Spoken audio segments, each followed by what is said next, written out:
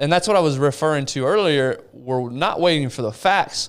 We're just jumping straight to how can I get... I'm going to align with how one can my side. team win here? Yep. How can my political team win here? Yep. So I'm going to voice my opinion on gun control, or I'm going to voice my opinion on you can't take my guns. And we jumped there so fast. The story had barely even broke, and people were already ready to jump to whatever political ideology they had.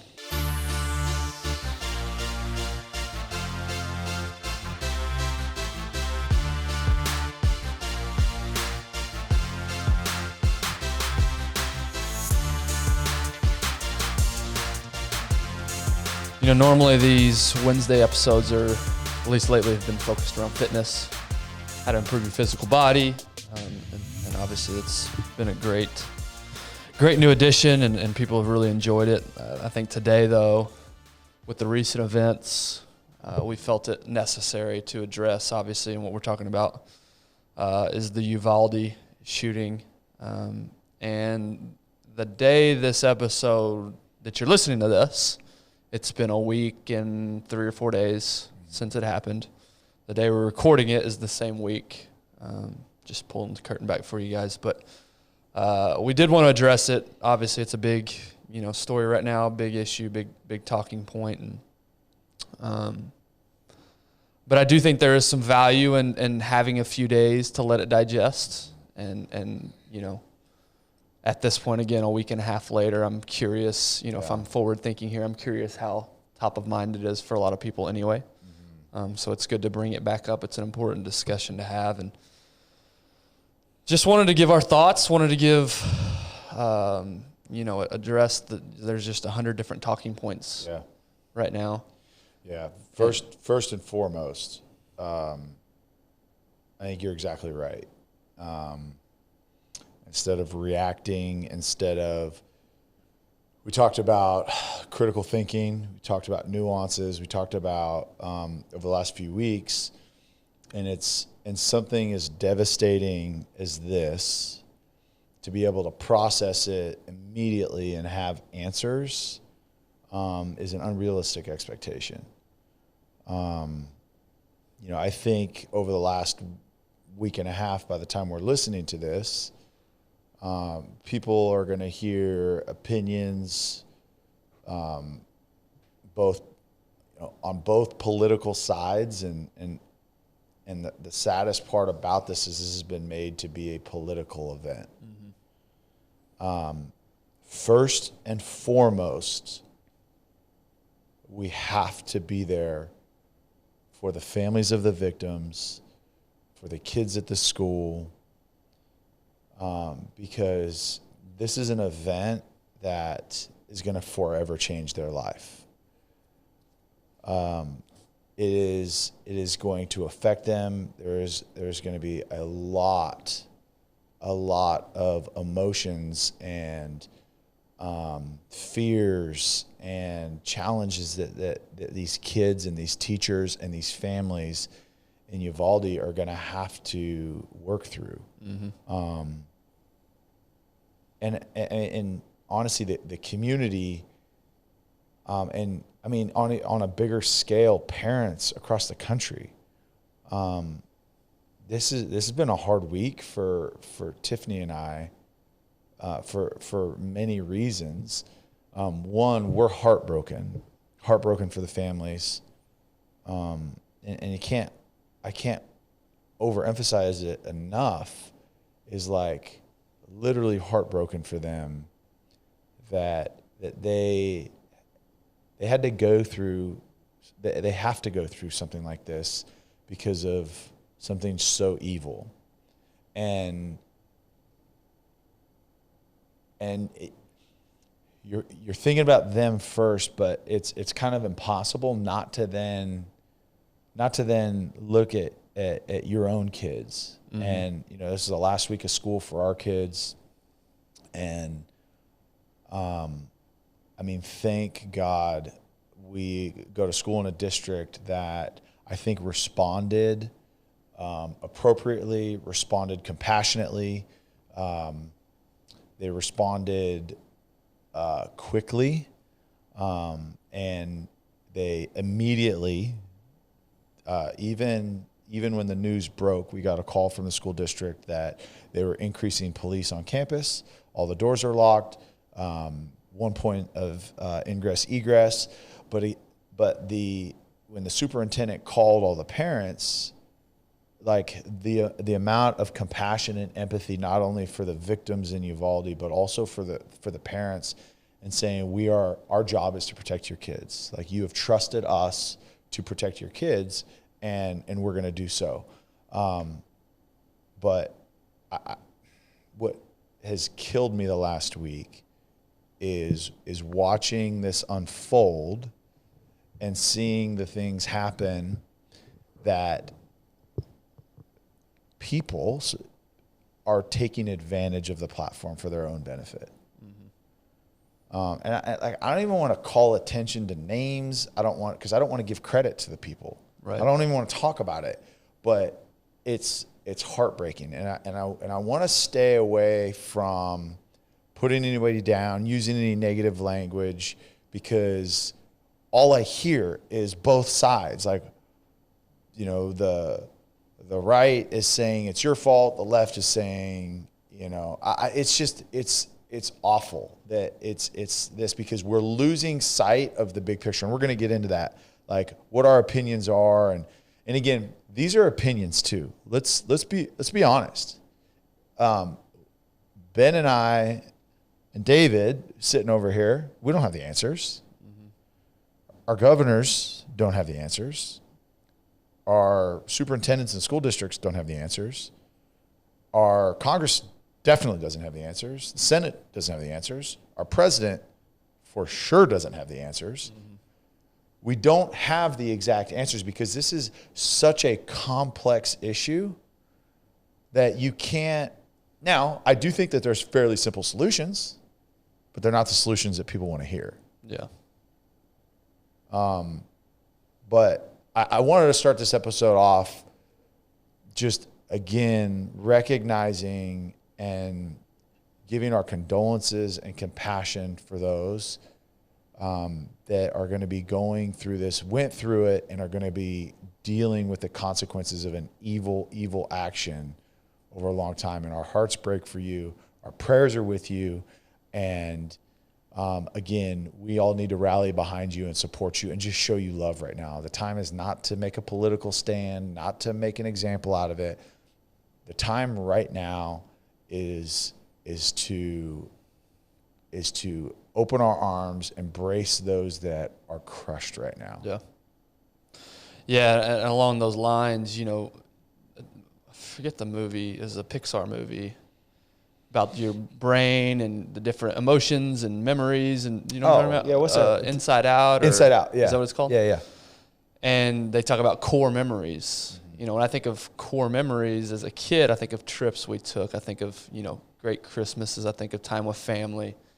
And to your point, this is going to be a core memory for these kids and these parents and these families forever. Like, when they look back on their childhood, this is going to be a big part of that.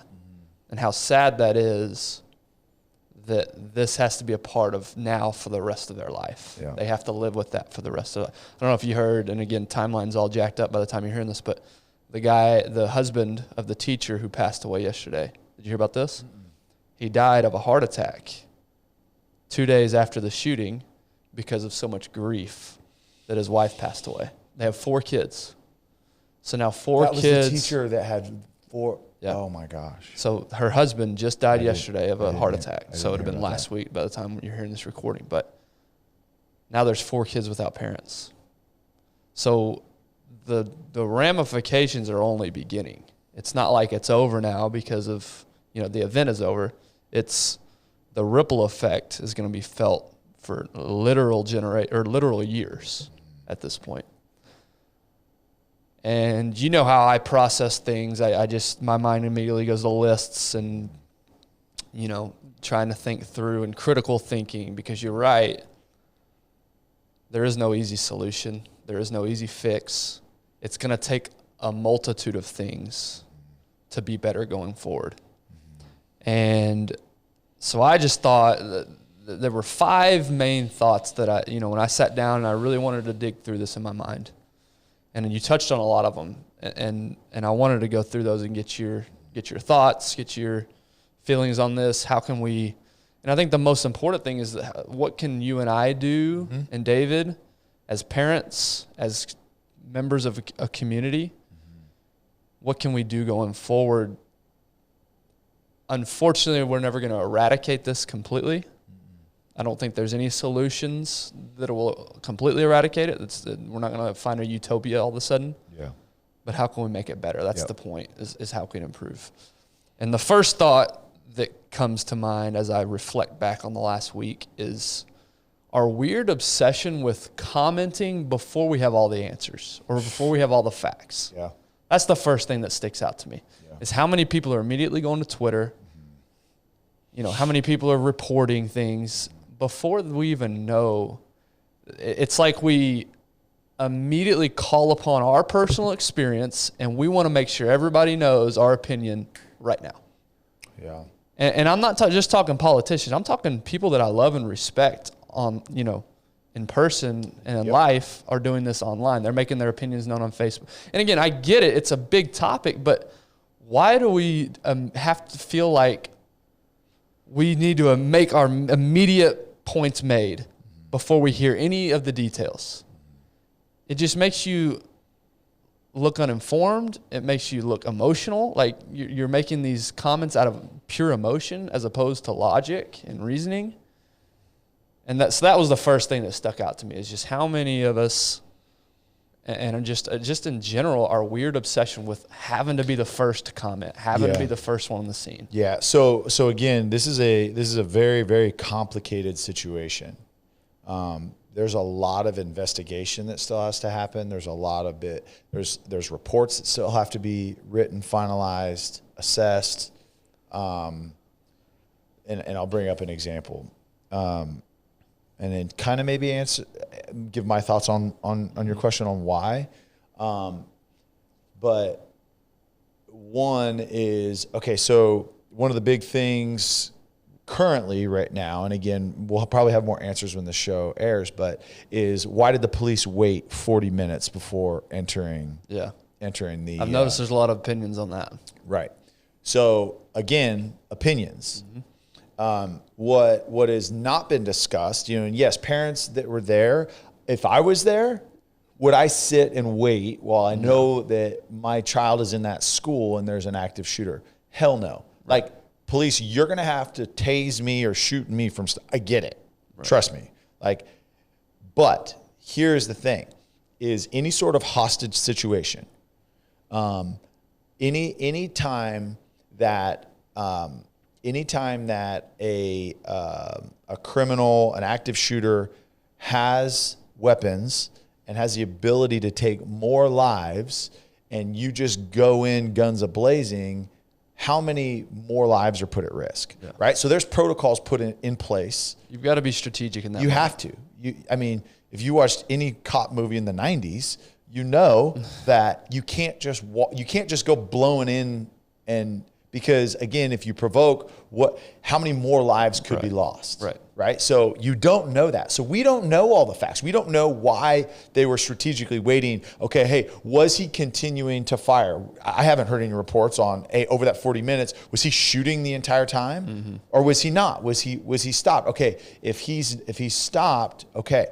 I don't know the policies of that police department. Neither does 99.9% of the country that's commenting on it. Right. So why did they wait 40 minutes? I don't know. Was it right? I don't know. Did they even really wait 40 minutes? Who knows? Correct. Because we're getting conflicting. He called, right? We're getting conflicting reports on what actually went down. That's anyway. Right. In general, before you make an assumption to something, like you said, just pause and let's try to find the facts. Yeah. Let's try to understand truly what happened, because Time Magazine or the New York Times is reporting one thing, the Washington Post is reporting another thing, CNN is posting a different thing, and Fox News is posting something else. Yeah. So it's like, okay, it's back to that whole conversation. Like, how can we trust any information that we're getting from the media? So it's really hard. So look, let the dust settle. And I get, from a media perspective, that obsession. There's a financial gain to be the first. Yeah. So not that I not that it Support it. justifies. Yeah. Not that I support it, but I understand it. Yeah. But sharing on Facebook or whoever you are, there is no gain for you making your opinion felt immediately. Yeah. So, when you don't have all the facts. So here's the, again, to your point, like, why do we do this, right? And I just picked a name that wasn't, I don't know it. I don't know a specific Sharon. You were thinking of the Sharon that we both well, know, yeah, that's exactly what I was thinking. Shay Aaron, hey, keep your comments to yourself. But the Sharon just sounds like a name that would do something like that. Yeah. Just mixing it up from Karen.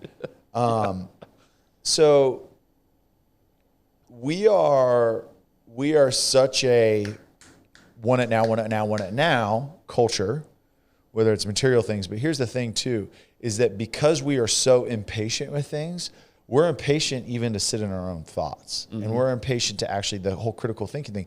We don't even have the patience to like think through something before we actually make a decision, to process. So what we want to do is we see this, we see the immediate reactions from people, and we feel like we've got to have a reaction too. Because we have that FOMO of like, oh yeah, I've got to react too. Mm-hmm. I've got to have a reaction. So I'm going to react like everybody and it's else. The social capital of, I need people to know that I care. Yes. Yeah. So not only is it fun to jump into the group, but if I don't, people are going to think I just don't care. That's right. That's right. And this is the first public thing talking about this that I'm sure you and I both, because you're not posting about it. You haven't posted about it yet. No, I rarely post anyway. Yeah. But yeah, I'm certainly not. Never mind. This is the episode to make jokes. I've said this before. I'll keep saying it, but the coach, his line, if you can't improve the silence, stay quiet. Yes. There's plenty of opinions out there. You don't need an extra opinion from me. That's right. That's right. And other than this conversation, which we can be nuanced, we can go more in depth. Mm-hmm. I can't really go nuanced in a paragraph on Facebook. No, exactly. Or Instagram. Exactly. Anyway. Exactly. So I just think that as a culture, we're being duped into thinking that we are adding value by adding opinion. Yeah. And that's not the case. And again, I'm not saying that there's not value in voicing your opinion and having discussions, but I just think it's odd that we want to be so quick to judge everything. Yeah, and the other thing too is like the opinion, it has to be for one side or the other too. Yeah. Because of the division in the country, you have to align with one side or the other. Right. Like, man, I go back to in the book that we're reading right now and we're going through, it references Dr. King a lot. Common humanity politics. Yeah. Yeah. That was going to be my point number 2. Yeah. So let's transition. Well, it's just number 2. How quickly, like you couldn't even snap your fingers how fast it took for people to jump immediately to their political ideologies. Like you said earlier, the left, gun control, gun control, gun control. The right, no, you don't take away my guns, protect my amendment, right? I don't know why I just put a weird accent on that. A hillbilly right winger. Well, if you're going to do an accent on both sides. But seriously, that was like, and that's what I was referring to earlier. We're not waiting for the facts. We're just jumping straight to how can I'm going to align with how can my team win here? Yep. How can my political team win here? Yep. So I'm going to voice my opinion on gun control, or I'm going to voice my opinion on you can't take my guns. And we jumped there so fast. The story had barely even broke, and people were already ready to jump to whatever political ideology they had. And as I started the episode, that is so disheartening. Yes. That actually I've had some hope along the way, and I still have hope. Yeah. Because I was actually thinking this on the way down here about how social media life is so different than what I experience day to day in person with people, actual human beings. Mm-hmm. But anyway, it did dishearten me because I thought the hope is something like this would bring us together, and immediately within nanoseconds, it split us apart just again. And you know what's crazy too is that even when that rhetoric is used, because I've heard a few people say, hey, listen, we are all in this together. We need to all come together. Then they're attacked for making that point. Right. It's because there's no ramifications for attacking somebody anymore. Yeah. You know, 10, 15, 20 years ago, if I had a disagreement with you, I had to bring it up to you in person. Yeah. And there's a chance you might punch me in the face. Yeah. Now I can get behind a computer, be completely anonymous or not anonymous, but there's really not much you can do about it. And again, media has an incentive to report quickly. Yeah. In this scenario, politicians have an incentive to jump to their side of the aisle. Yeah. But I'm talking about normal people that I respect and love are immediately jumping towards gun control or immediately jumping towards don't take away. Like, they're not even considering anything else other than how am I going to get points for my political team here? Yeah. And that is so disheartening to think that not even something like this could bring us to common ground. Yeah. Yeah, and so I think of 9/11, right? Like that was one of the most tragic events in U.S. history, right? Yeah, go ahead. Okay. No, I'm with you. I'm not arguing that. Here is where our country has gone, right? That was an outside enemy attacking us. We came together like I've not seen in my lifetime. Let me ask you this about that. Yeah. Had that happened in 2022, do you think our reaction would have been the same? No, that's where I'm going Sorry. with it. You're on it. Where we have shifted as a country because of the divisiveness, because of the split, because of just where we are moving is our enemies are no longer external. Like think about the Russia thing, right? Like that's an external enemy. Think about China. That potentially could be an external enemy.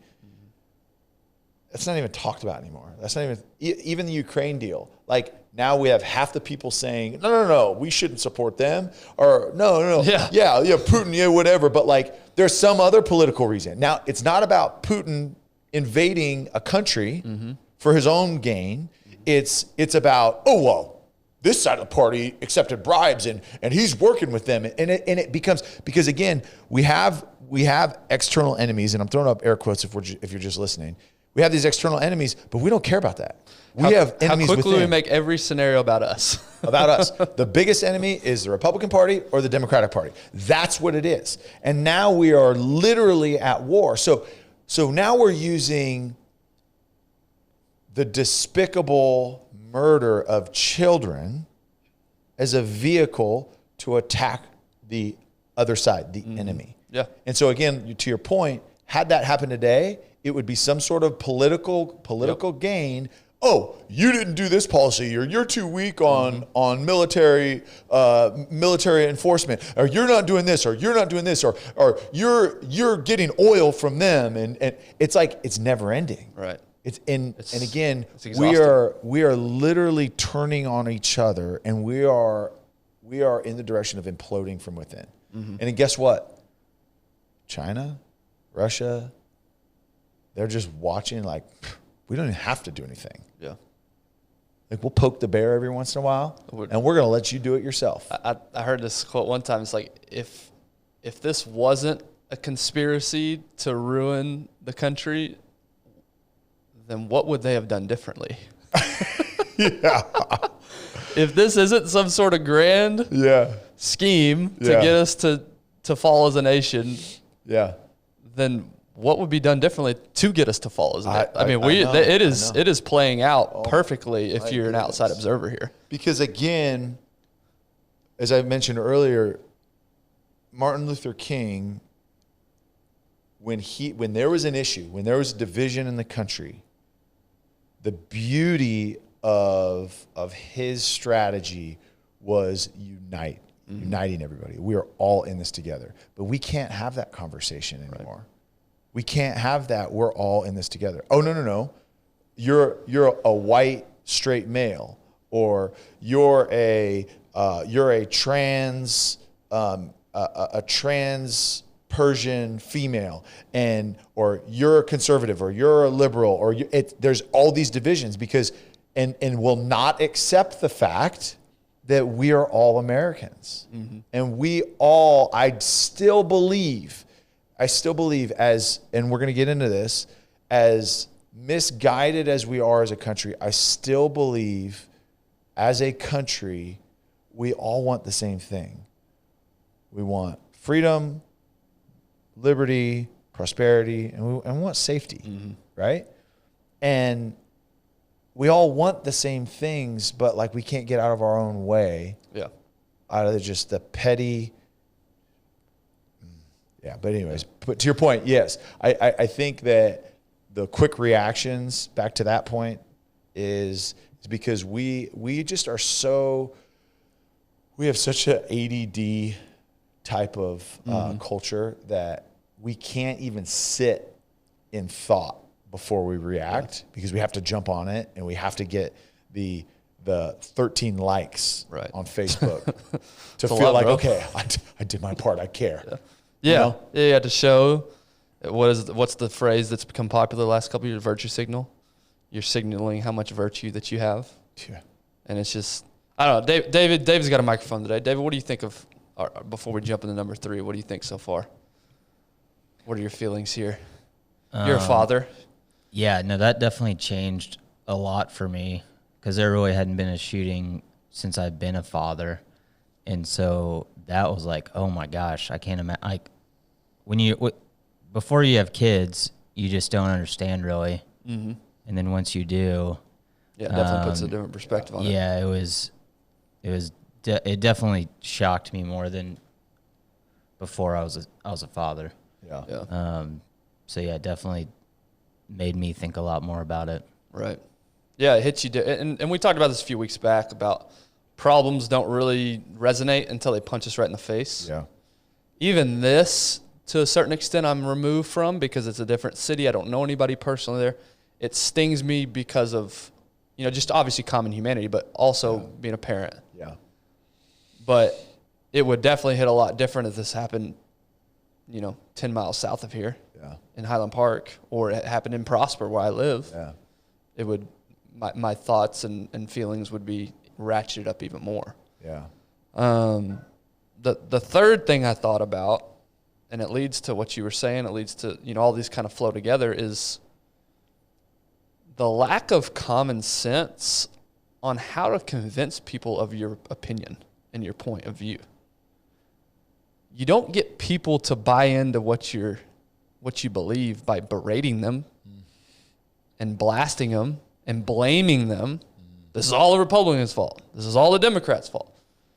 Like that, the lack of awareness and common, and again, there's incentives to some that they could care less about really convincing. They're just trying to play to their base. But I think about the book, How to Win Friends and Influence People. It's not a hard concept to get somebody to like you. You ask them questions about themselves. You get them talking about themselves.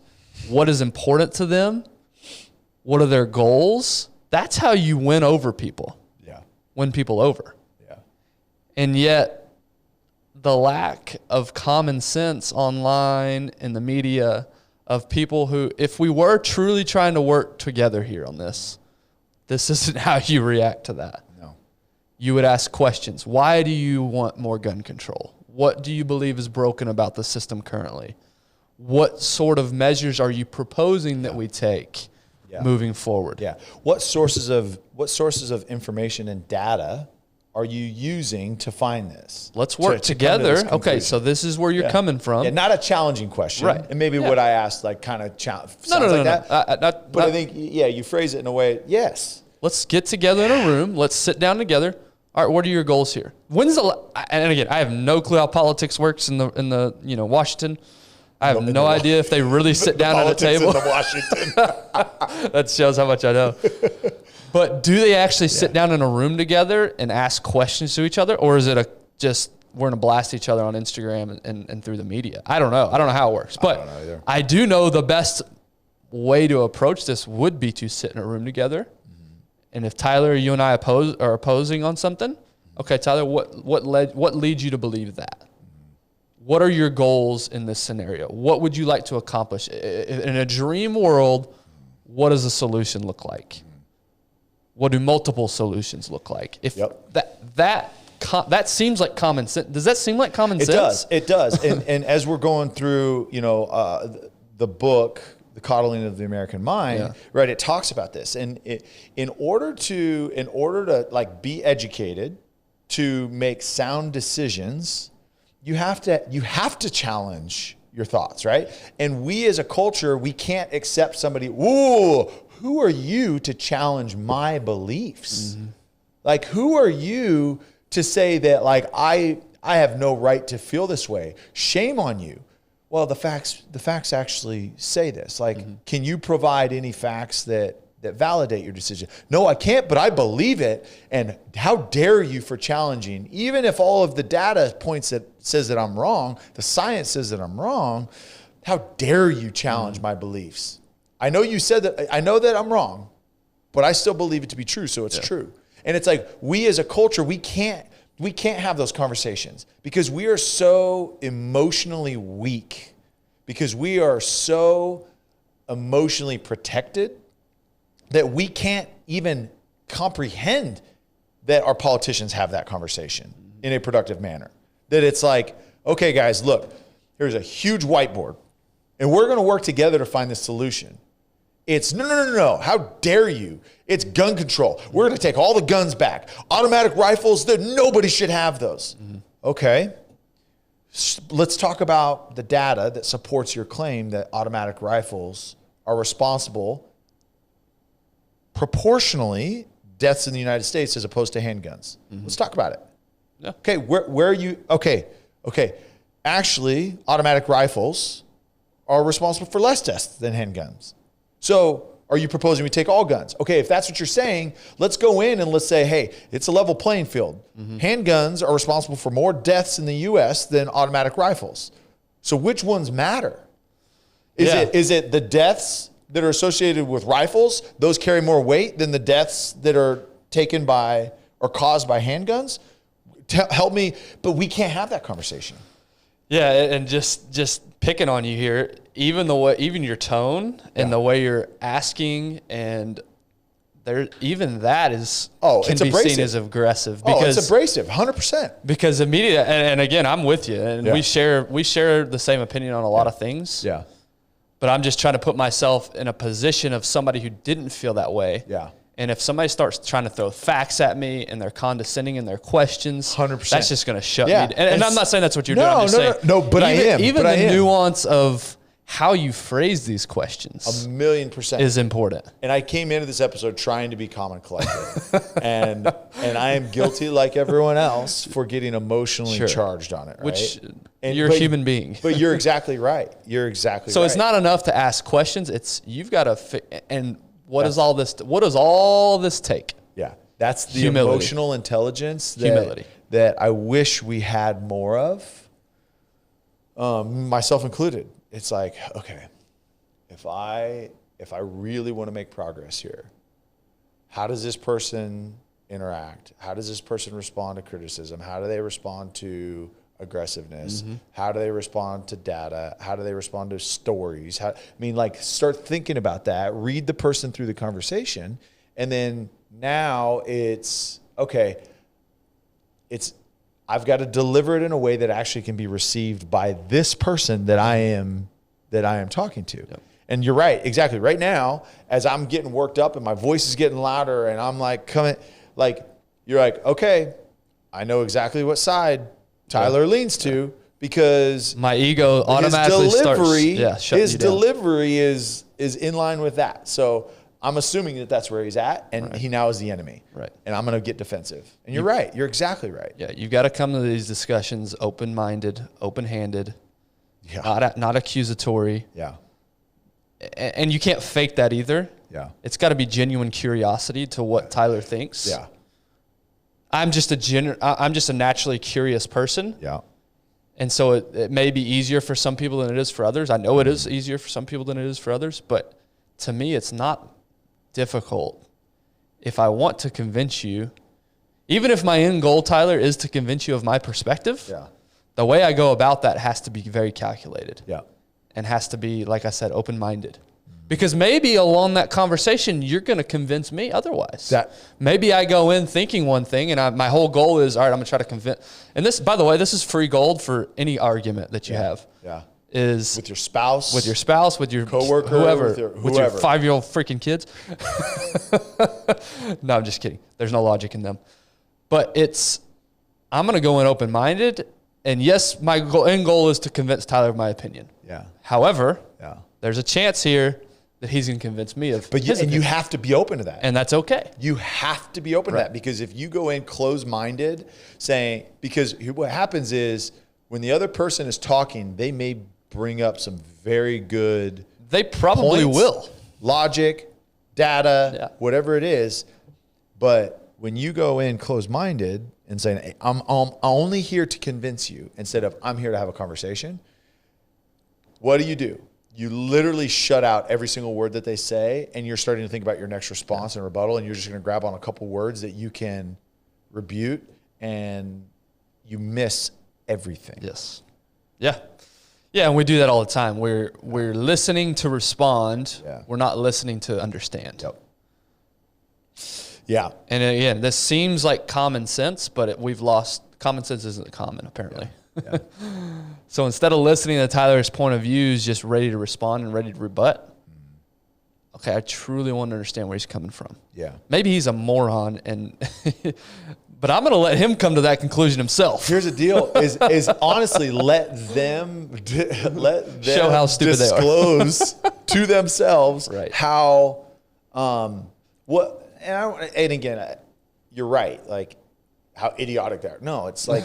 No, like let them come to their own conclusion by their own like delivery and their own messaging. Because a lot of times when I say stuff out loud, I'm like, what kind of dummy are you? Yeah. Like I actually heard that when I said it. That makes no sense. Like at all. That's pretty much every disagreement I have with my wife. It is when it comes out of my mouth, I'm like, Tyler, you're an idiot. You're an idiot. Backpedal out of this. Backpedal out of this. Anyways, all right. Yeah, no, and that leads to number 4, which is you're going to go into that conversation, and the chances that you're going to, at the end of it, even if you approach it the best way possible, the chance you're 100% going to agree with each other is pretty slim. But that leads to number 4, which is our weird need to have a one-size-fits-all approach. So even if you go and you don't agree on every single issue, the great thing about the great thing, that's not the right word for this. The thing about this scenario, this particular issue, is there's a lot of steps that need to be taken. Yeah. So your ideas are probably going to be things that we need to implement. My ideas are probably going to be things that we need to implement. But the point is, it's going to take a lot. It doesn't come down to one single issue of gun control or one single issue of my rights. Yeah. Don't infringe on my rights. There's multiple steps that are going to need to be taken here. Security, more security in schools. One single point of entry in schools. Do teachers need to be like all these are? There's multifaceted. Yeah, multifaceted. And what does the shooter? What did his life look like? Well, so that's the thing is right is like the leading him up to this situation. Right. So the gun control, the one point of entry, more security, training teachers, all of those things. You're exactly right. Like those reduce the devastation of these events, right? But those are treating the symptom, not those are down. Those are down the line, right? The steps before that are the more complicated issues, right? Like I think we could come up with a plan fairly easy. Like it's just time and money, honestly, to do those things, to implement those, like the logistical barriers to protect our schools. We could come up with those. Yeah. And I think we could probably all agree on those. Well, you say that. Wow. The pushback I hear on security and like my elementary school back home has a big iron fence around the entire school. Yeah. And this isn't a private school. This is a normal public school. Yeah. And there's one point of entry and exit and it's an automatic gate. Now, a casual outside observer with no emotion just looking at a vacuum, like that looks sort of intimidating. Yeah. And that's people's argument. Oh, we're turning these schools into prisons? So you and I think, hey, these are some common things, but the pushback is, well, we're not sending our kids into prison. Yeah, everybody's gonna have an issue with everything, no doubt. Yeah. But I do think that like you can arrive at a place like that reasonably, right? Sure. Like you can say, okay, yeah, it does make sense to have more on-site security. It does make sense to have automatic locking mechanisms, one point of ingress, egress. I mean, if you want to go as far to say, okay, hey, we're gonna put reinforced bulletproof glass on these doors or windows. Like again, it's time and money and people, right? Like we can solve those problems. Right. We just print more money. Like it's no big deal. I was gonna say we spend a lot of money and time on stupid shit, so we might as well do something to protect our kids. Right. So okay, so we can get through that. The more challenging, nuanced, and honestly, it's the hard answer is how do we treat the problem? How do we treat the disease that, and I say disease, and I'm somewhat talking about the mental health, but like just the root of the problem, right? What causes these people to get to a place where it's okay to shoot their grandmother, send a message right after that they did it, send another message saying I'm about to go do this, and then to go take the lives of 19 children and 2 adults, like, and consciously thinking it, planning it, doing it. What gets a person to that place? How has our culture allowed those people? And again, it's a 1 in 10 million chance that there is a school shooting, and it is. And that's not hyperbole. That's a legitimate statistic. Okay, yeah. So but it doesn't diminish the impact that was, right? I don't want to say, oh, it's a 1 in 10 million chance. Like, you guys relax. Like, that's not what I'm saying. But how do we prevent this and make it even more rare? Because again, you look globally, right? And there is violence, there is murder because people are imperfect. Like, we are going to have people that are sick, that are evil, that make terrible decisions. I mean, you go to the drunk driving thing. Like, it could be a person that's not a bad person, made an awful decision and killed a family in a drunk driving accident. Right. Okay? Not that what they did is excused. It's not. But made a terrible decision. So again, there's a broad spectrum. But how do we get, as a country, how do we get to a place where we don't have 18-year-olds and we don't have 16-year-olds and we don't have 22-year-olds? And I mean, shoot, we don't have 60-year-olds that are shooting people in Vegas, right? Like, how do we get to a place where we are mitigating that risk even more? I think when you hear one side or the other saying, like, you could have prevented this, like, can you prevent a tornado from coming? No. Like, you can't control everything. That's not, we as humans, we cannot do that. Well, one person or one, like you say, culture, we got to change the culture, and we do, and I'm with you. Yeah. It's just so complicated. Yeah. And I think this is the point you're getting to.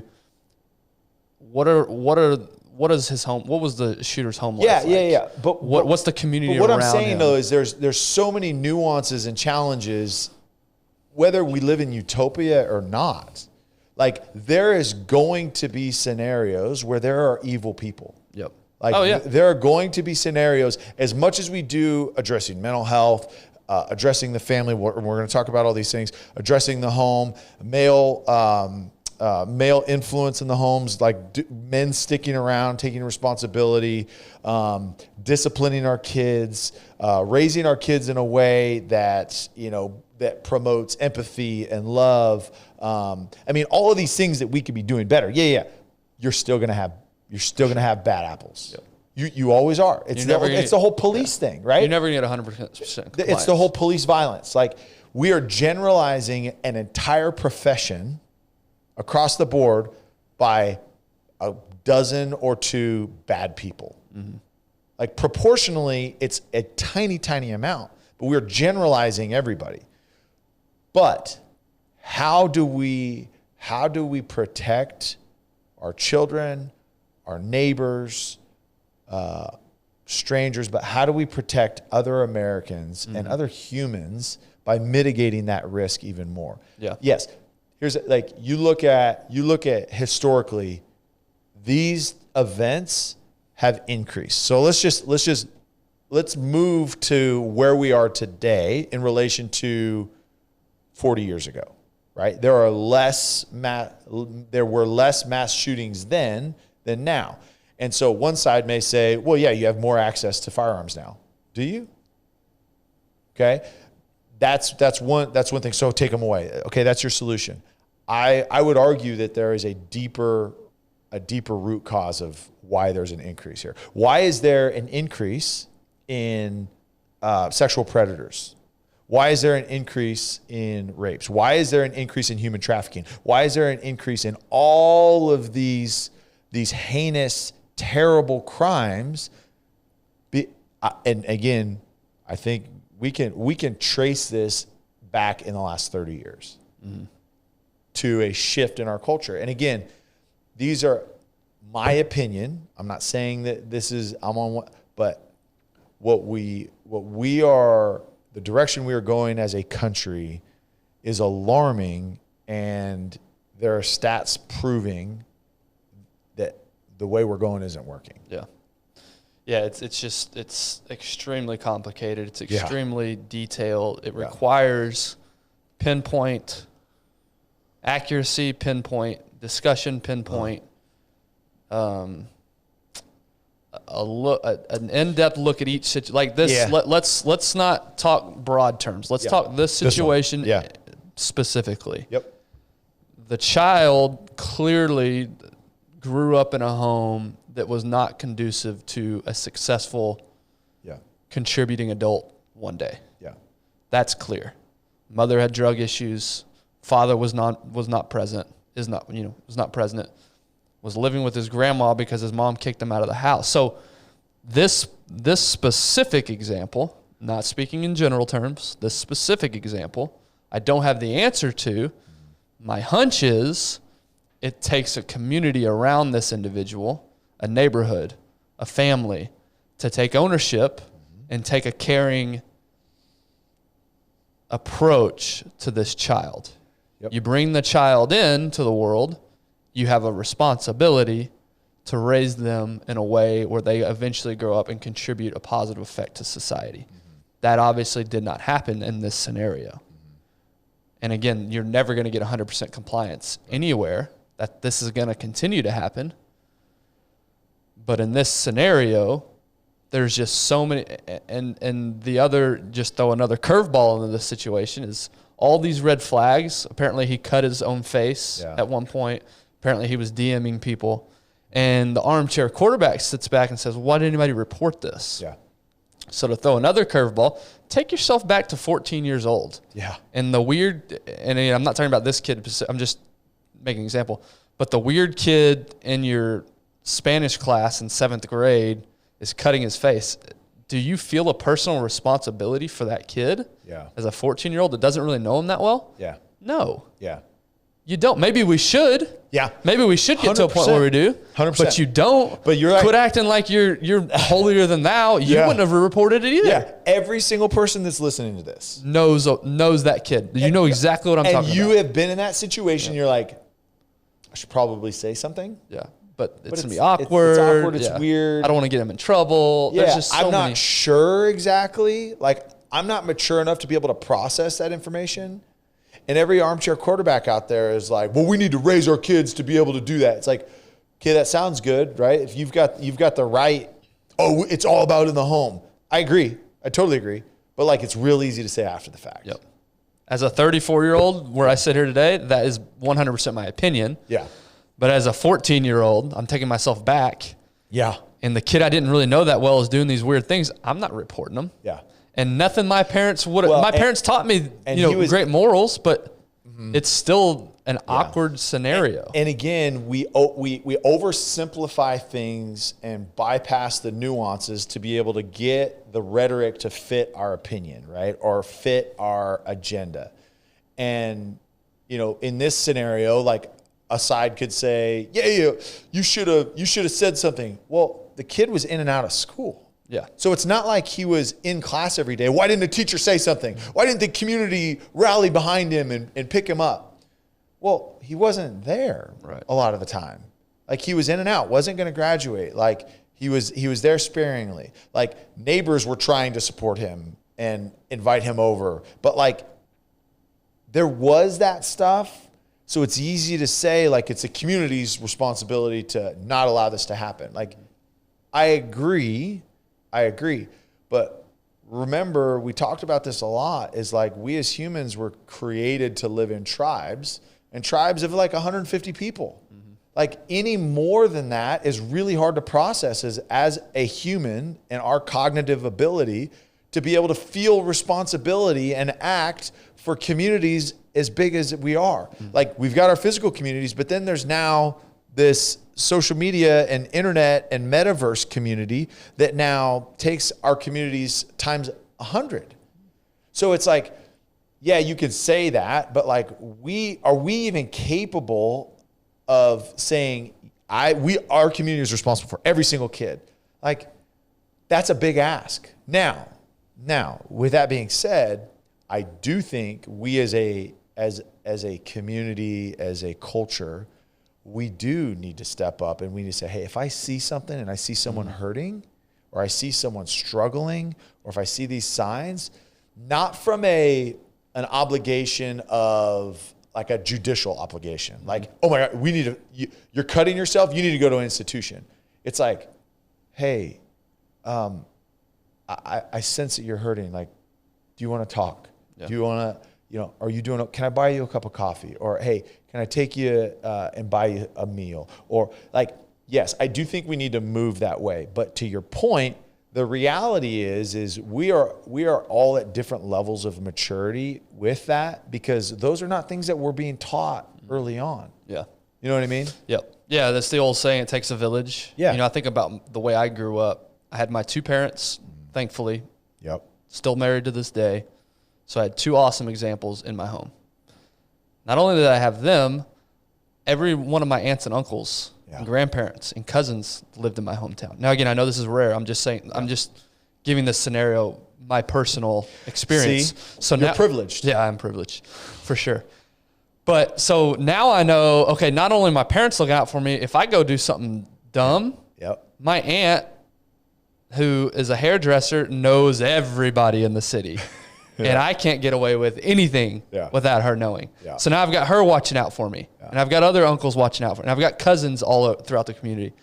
So to your point, it's harder as we grow. It's harder the bigger the city. Like right now, my scenario is completely different. It's just my wife and I, family-wise, that's it. Yep. So we're going to have to grow a community of friends that feel like family, that I give the permission to watch over my kids. Not that that's their responsibility to punish my kids necessarily, but at least they have a watchful eye on my kids. But could you do that if your community was the dudes you play video games with? No. Or that you're in chat rooms with? That's a whole nother. That's a whole nother, but you nailed it 100%. That community when we were growing up was in person, riding our bikes, building forts, playing football. Going now, to church, going in youth group, in softball league. I remember my dad playing in softball. Like all of us kids, like half the year we're at the softball fields, and we're all playing together. Mm-hmm. You know what I mean? Yep. Yeah, and it's apparent this kid, his community was online. Yeah. So no personal connections. Didn't have any parents as a personal connection. Pick and choose who reinforced his misguided beliefs. And you're right. It's becoming a society where our community is now found not personally. It's found through media. It's found through video games. Even when we were kids, there were video games, but you couldn't play with other people. No. There wasn't that connectivity. You had to literally sit next to the dude you were playing with. Right. And so crazy idea. So we're not going to solve it here. Yeah. But I'd agree with you that a good step, downstream steps are more security in schools.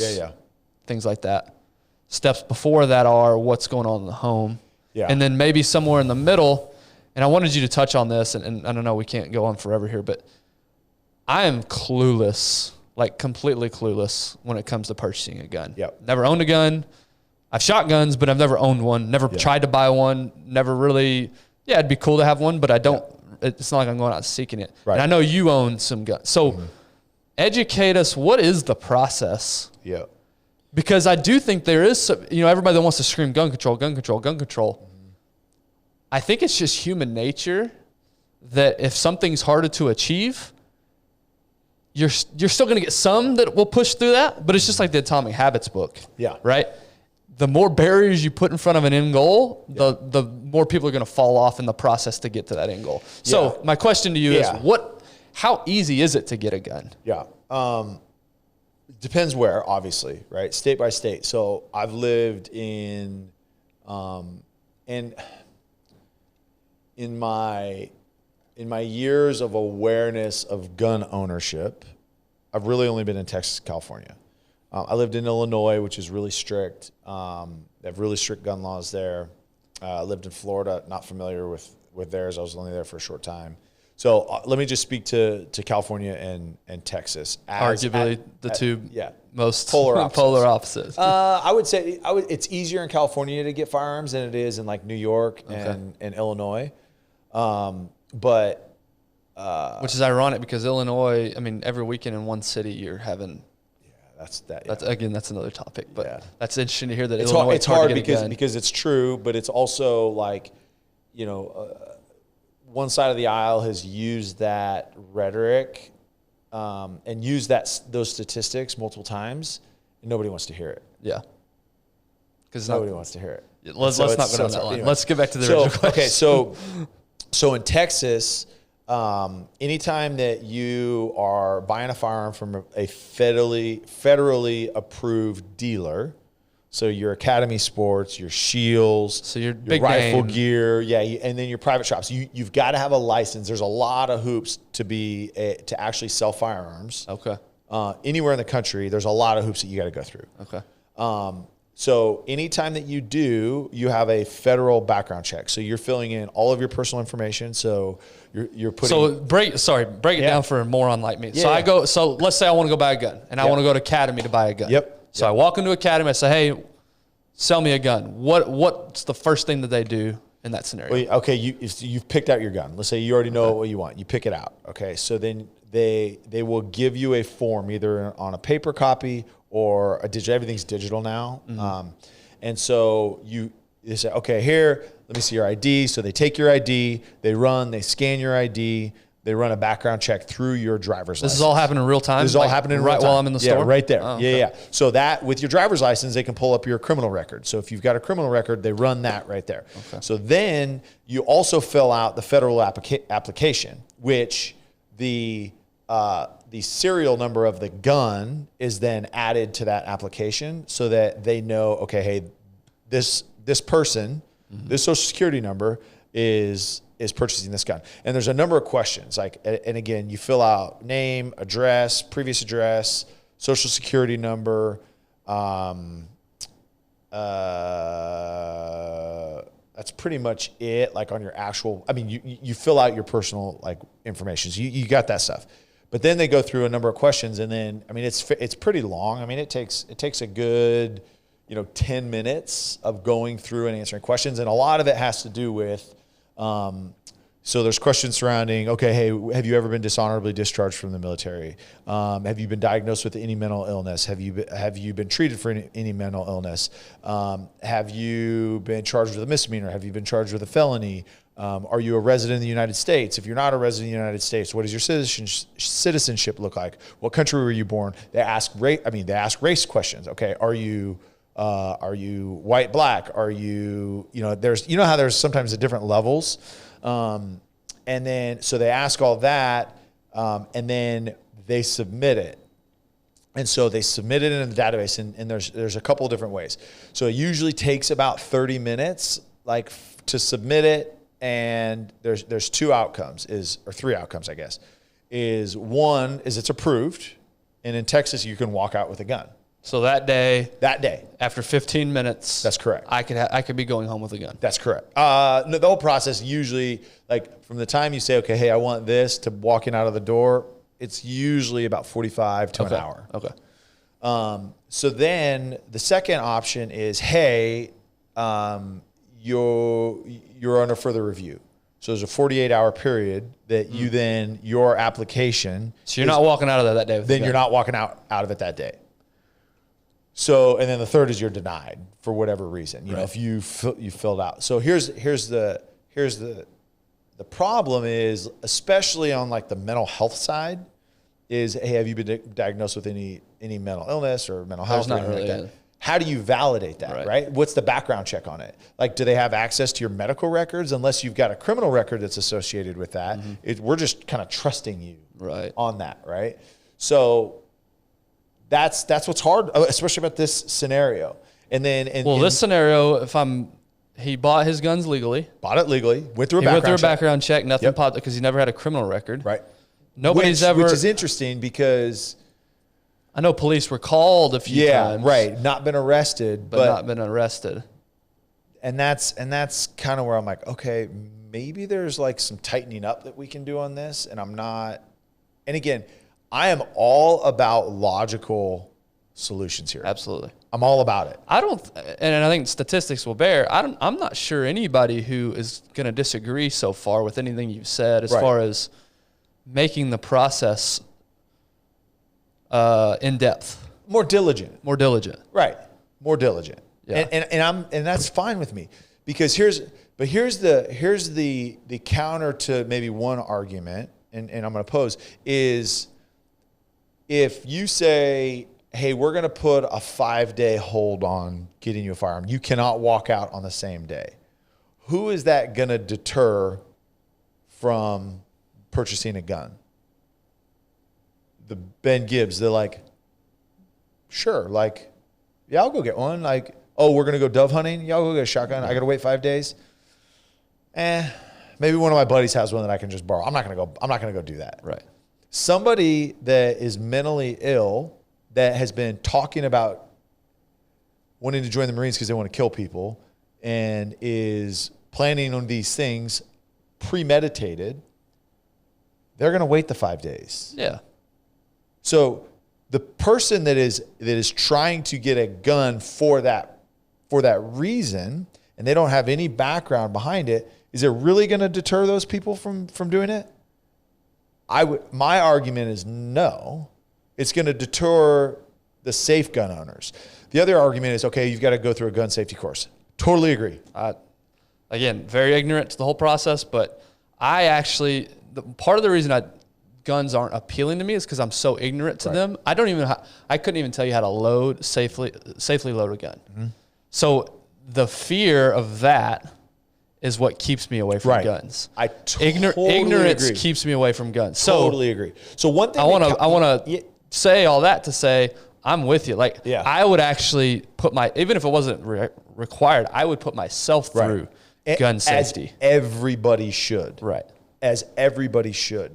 But if you're looking at accidental deaths to mishandling a firearm, the number there, it's crazy. Nobody talks about that, right? Because the numbers are small. Or not storing it in a safe place at your home. Correct. Devastating, awful. And I know multiple families growing up that like lost a child to that. Ooh. Like, it's terrible. Jeez. Terrible. But that's not what's causing, like, this kid, him going to a gun safety course isn't going to stop him from doing what he did. Right. It's the steps 1, 2, and 3. It's the lawful gun owners, right, that are going to, that's going to help, right? Mm-hmm. But it's not going to prevent a criminal, an evil person from doing what they're going to do, right? Right. But I agree. I think everybody should, because here's where it does help, right? Is it does potentially give somebody confidence to say, I'm secure and confident in carrying a firearm, and I know how to use it if the situation arises that I need to protect myself, my family, or innocent bystanders. Yeah. Okay, and that's that. One thing California does really well, I believe, that I think. Wait, hold on. They do something well? Used to, at least when I lived there, is their concealed permit course is pretty rigorous. Like, to be able to carry a firearm in California, a concealed weapon, is pretty rigorous. And they not only teach you how to use a firearm, but it's multiple courses. I mean, it takes months to get through this process, but it's multiple courses on when and why to use. And my father-in-law carried for years and years and years. And, one of the things he talks about them having to do, and I never did it there because I didn't own a gun until I lived in Texas because I didn't want to wait 3 days. But is if you pull your firearm out, it is because you're going to use it. That is the only time that you unholster a firearm. Right. And so I think that that's really good because if you see people like in road rage, they'll pull their gun out because, in scenarios where their life is not threatened and then things escalate and there's some gun violence there. So I do think that is good. I'm all about training people. The last thing I want is people running around with guns and they have no idea how to use them and their liability. But the number of gun violence or deaths associated with that is minimal, right? That's not what we're talking about here. Yeah. The gun reform, that's why I'm like, okay, propose some logical gun reform that is going to stop these events, that is going to stop shootings in Southside Chicago. Like, please, Southside Chicago, it's illegal to have guns. You can't have handguns. What are the shootings are all done by handguns. You think that they're legally acquiring firearms in Southside Chicago? No. Yeah. So what is putting these in? What is that going to do? So if there are solutions, the problem is both sides. It's one or the other, and it's topical solutions. Nobody's actually saying, hey, this is what we need to be doing. This is the actual path. Here's why it makes sense. Here's the impact that we anticipate it having. Here are the studies that show why. Here are areas that implemented that where it really works, and they came from that and are now at this. Like, it's all just like topical. There needs to be gun reform. Okay, cool. So your only response is take away all automatic rifles or semi-automatic rifles from law-abiding citizens. Who the only ones that you can find are the people that purchased them legally and went through your background check.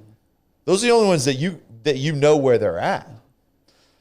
That solution relieves me of the work that it's going to take to actually come up with a real solution. Yeah, that's exactly why right. we come up That's with right. we talked about this in the nuance discussion. The more things get complicated, the more our reaction is to make things simple. Yeah. And what's more simple than just take all the guns away? Yeah. But here's the thing, though, man. You talk about simple, and I don't want to oversimplify because it's actually way more complicated. I think a lot of Americans are saying, well, what can I actually do? What can I actually do here to make an impact? And it's not a sexy answer. It's not a cool answer. It's not a see results right now answer. But every single parent out there, what you can do is you can invest in your own children. We talk about this all the time. And we're going to keep talking about this all the time. Going on social media, calling a news crew, showing up at a press conference, doing all these things, trying to berate the opposing side to believe what I believe is going to do nothing. What's going to do something is I raise my 4 children to love others, to respect others, to build other people up, to have a foundation of identity on who they are and not be manipulated by other people, by social media trolls, by their performance, to raise them to know that they are loved and they are perfect how they are created. I didn't take that back. Nobody's perfect. But they were created to be exactly who they are, and they don't need to change for anybody. And pour into them, teach them, discipline them. Discipline them. I'm going to say it louder for the people in the back. Discipline them. There's a lot of people listening, their headphones are out, they're so mad at you. Yeah, good. Good. Hopefully you get mad enough to discipline your kids. But kids thrive within structure. When we open up, just, hey, it's literally like, hey, 3-year-old kid, We're in Palm Desert, California. I want you to meet me in New York. Good luck. Go figure it out. We are setting our kids up for failure by just letting them figure it out, letting them decide what they want to be, how they want to be. No, our job as parents, our job is to provide, put shelter over their head, to feed them, and then to guide them to be a productive, happy, joyful person that contributes to society. Okay? And that means, yes, we have to be the example of what we want them to strive to be. We're not perfect. Don't act like you're perfect as a parent. In fact, one thing that my wife does really well is she overly shows them is like, hey, like, mommy and daddy are not perfect. We are sorry. But at the same time, there has to be structure for your kids. Mm-hmm. And you need to raise your kids. And it's not about the internet. It's not about Netflix raising your kids. It's not about YouTube raising your kids. It's not about teacher raising your kids. It's about you pouring into your kids. And guess what? If you actually invest into your own children, as a country, if we invest into our children in our house, my 4 kids, they're going to have kids. Right. And I pray that they have the blessing to have some kids themselves, and that they pour into those kids. Mm-hmm. And that they pour into those kids. And along the way, they may influence some people in a positive way because of the things that Tiffany and I have done along the way to raise them, because we're committed to raising the kids that I described earlier. Yep. So again, it's not sexy. And guess what? To turn this around, it's not sexy, and it's going to take a while. It's going to take a while. Yep. Look, we're a cruise ship, right? Like, we are not going to stop on a dime and turn around and go the other way. We got to take a massive, slow moving turn to turn this ship around. Yep. And we've got to be patient, but we've got to be diligent. It takes a lot of fuel to turn a cruise ship around. Mm-hmm. It takes a lot of effort and a lot of time, but what's the alternative? Yeah. I mean, the alternative is the flat earthers are correct and this cruise ship's going off the edge of the earth. They might be on something. Hey, I don't know. And I know, listen, this is something that we've committed to actually having these conversations.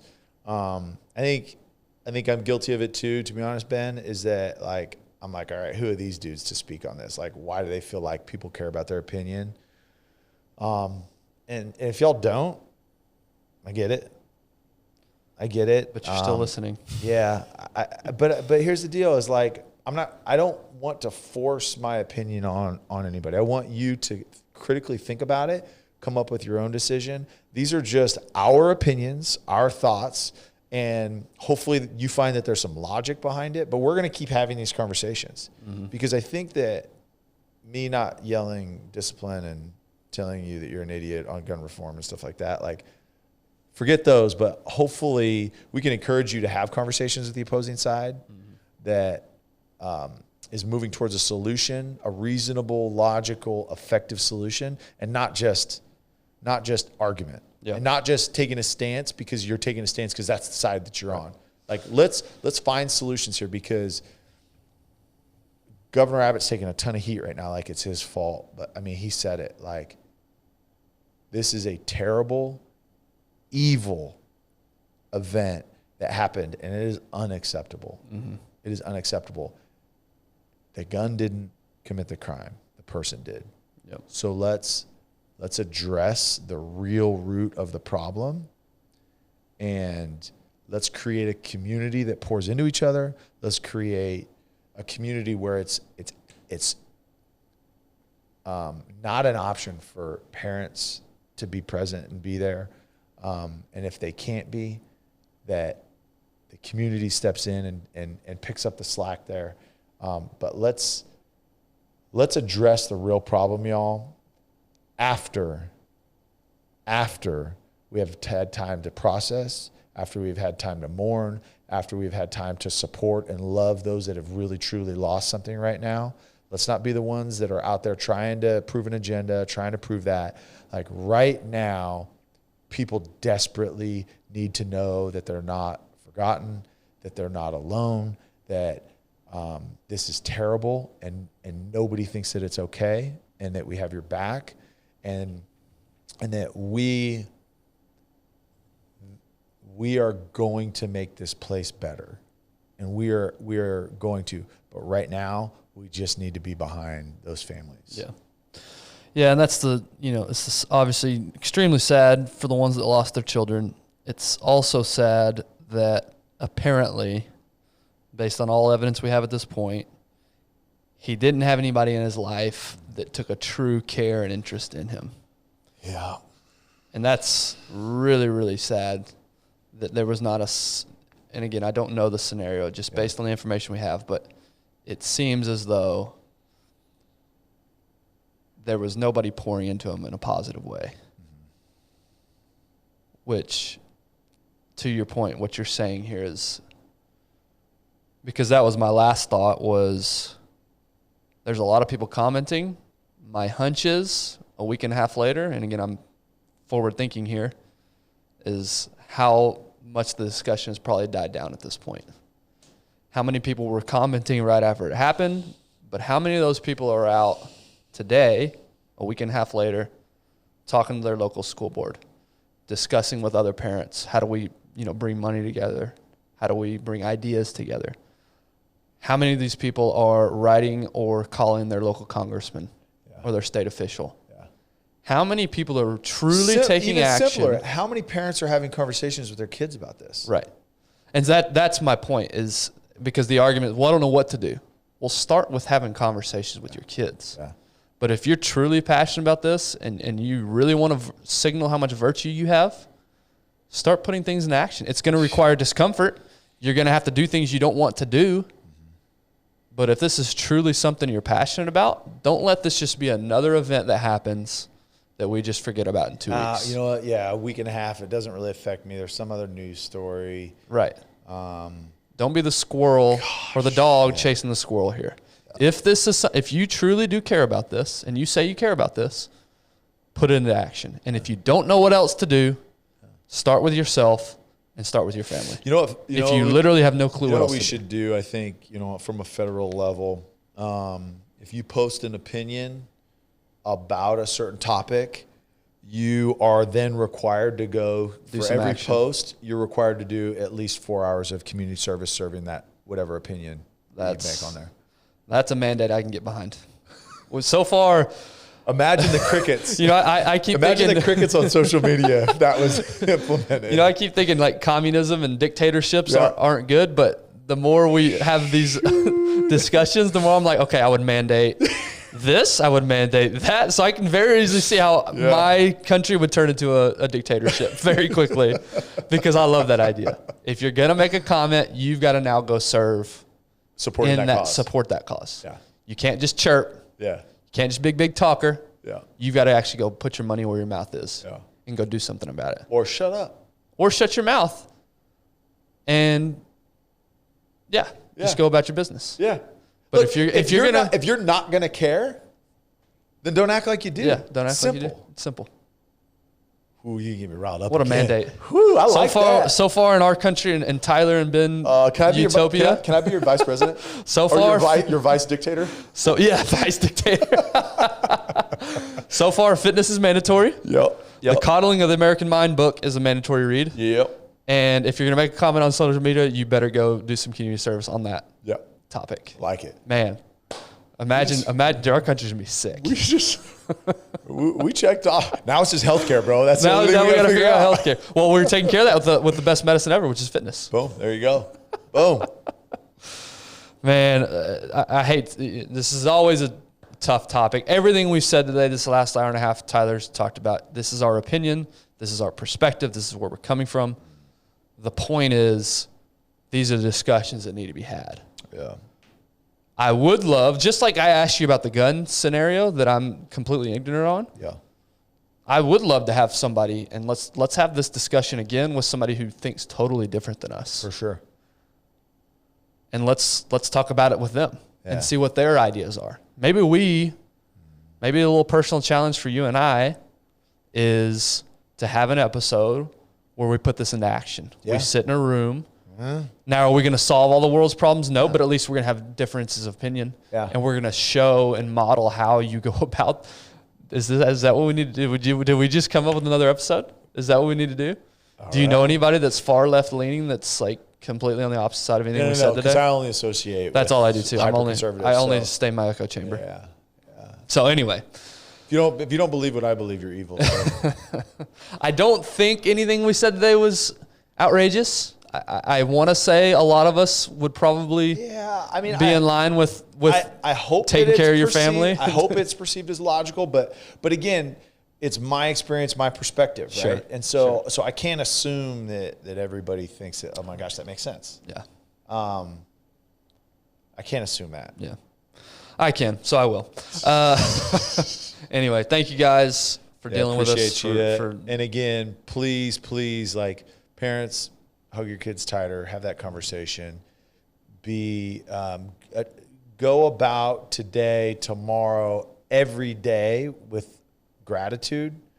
But then also make sure that those that are dealing with loss and in Uvalde and everywhere else, make sure that like if you have the connection, if you have the relationship, just make sure that you're there for them, because we have so much to be grateful for. This is awful, and this is a reminder that like we are a broken system, we are broken people.